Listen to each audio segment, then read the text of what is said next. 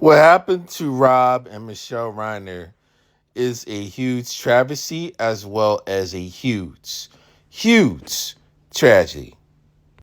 For those of y'all that heard the news, basically LAPD has arrested, the slain couple's son, Nick Reiner, who allegedly, and I say allegedly because again, it's an allegation that they have actually accused him of and which they arrested him for, two counts of 187. You know what I mean? The slit of the necks, if you know what I mean. Mind you, Nick has a history of excessive violence and deep mental health issues as well as addiction issues that have risen up to this particular point that ended up becoming a senseless tragedy. Ladies and gentlemen, this reminds me of a situation where I was actually tutoring a very young student that was up in his teens that was literally dealing with bipolar depression over a decade ago. I was basically coming fresh out of college, took a year off, like a gap year, trying to actually develop my skills and want to try and make some extra money actually dealing with tutoring just to start. And I meet a family whose son has bipolar disorder that they want to try and get ahead and when it comes to math tutoring and actually try and get ahead further up in his classes. Only to definitely find out later on that that child who was actually just, just this interested, just basically just detached, wasn't really interested in Lily being tutored from the very beginning. And mind you, this kid also has anger issues at the time. When homeboy doesn't really actually get his way, and when he gets fuming to the point where he literally loses it, he could literally become violent towards anybody. He have unnecessary arguments with his parents to the point where the violence could easily become physical to no limit. It reaches breaking point definitely like 5, 6 months in, where the moment that I was coming by to actually start to actually help tutor the young lad, all of a sudden the mom actually just gave me like the cash and told me to leave off. And the moment I tried to check to see if everything was actually going all right with definitely the child, he was starting to throw us up. He was literally starting to become violent, literally acting a fool. And that's when unfortunately I actually ended ties with basically the child as well as the parents, unfortunately.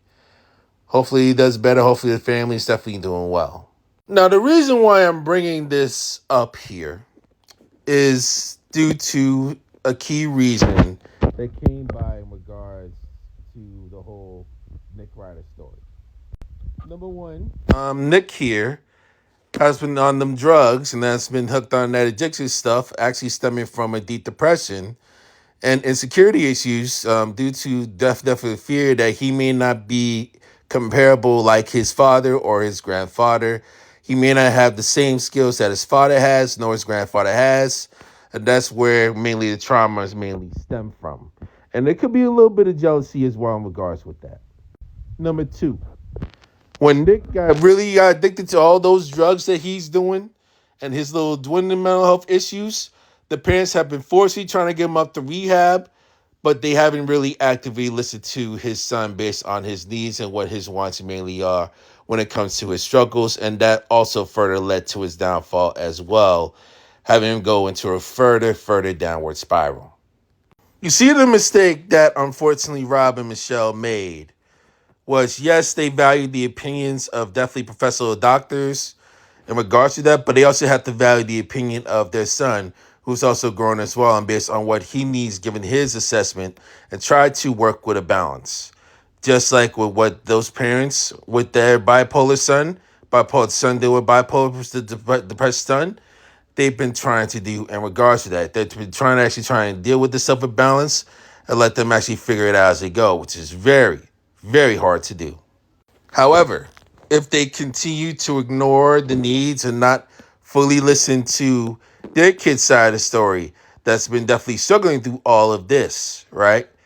Unfortunately, worst case scenario, we could be seeing a similar situation that you see that could go literally spiral out of hand, just like we've seen with the senseless tragedy.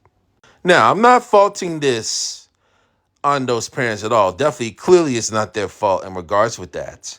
This is a lot of stuff that's material, and it should have been put to heel way before that incident. But it's also a team effort. It's also definitely involved with Nick himself as well. That's on him for him making this move. He constantly made the choice to literally off his parents, why I could just walked away, why I could have just actually had a plan, or actually could have literally spoken to somebody else and just let them alone, just cut them off altogether. But why do that? Why take that route? Why do this? Now, some may say he may be medically and mentally compromised. He may have like some mental psychiatric issues. He may have some stuff that's actually like going down that onto why he reacted the way he did. And I can tell you in his specific case, that's complete hogwash. Yes, there are situations where you see folks that literally just acted a fool like out of nowhere due to some harsh traumas that they have actually endured in their life, and they were deemed definitely medically unfit. That has happened. However, I do not deem this to be the case. He's within his conscious mind due to the fact that he has like a very big argument with family at a party right before this incident happened. So he's ready feeling he's ready feeling the trauma based off of that argument. And he's thinking to himself, like, screw this. I'm going to really try to end this now. So who's really the boss at the end of the day? That's where his mindset has really come down to, which is beyond demonic and which is beyond sick in the head. I personally have an older cousin that has been dealing with bipolar depression as well. That when she's off her meds, she can literally just go off and literally lose her chaos. She can lose her junk, lose her crud, however it may be.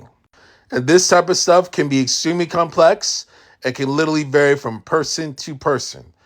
However, what I've been seeing from other experts that have actually were former prosecutors, that insanity defense they complete can be very hard to defend given the nature of the case, given the fact that homeboy literally used a knife to commit a 187 twice on his parents. It's going to be very hard to get that defense up given that situation.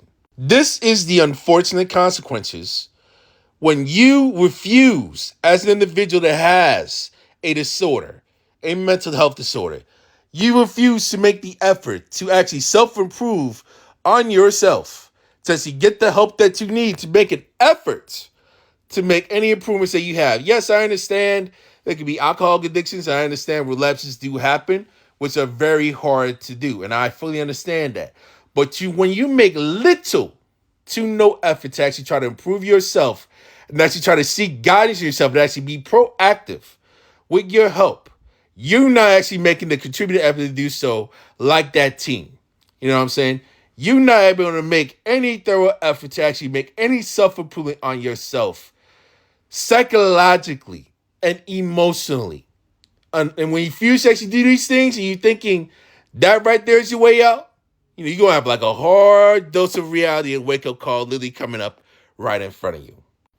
Either you're going to be sitting up here literally full-on jailed, serving the rest of your time up in state prison, or you're going to be literally dealing with a psychiatric ward and be living up in there, up in a psychiatric house, a mental psychiatric ward literally for the rest of your life.